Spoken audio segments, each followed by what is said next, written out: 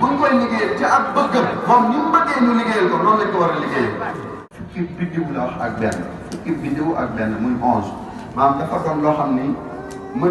mënta ñàkk dafa doon loo xamante ne baatin la boo xam ni nit ku ko def nii day doon lu xaw a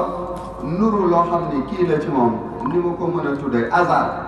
waaye dëgg am na lu laxas ci biir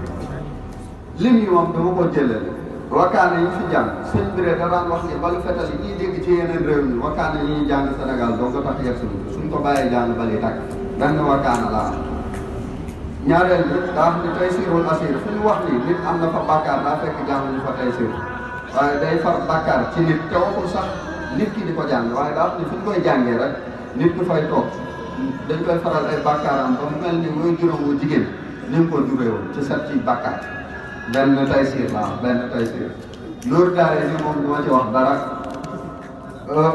tufatul mutadarrin sëñ bi daa wax ni bu ñu tëjoon fenn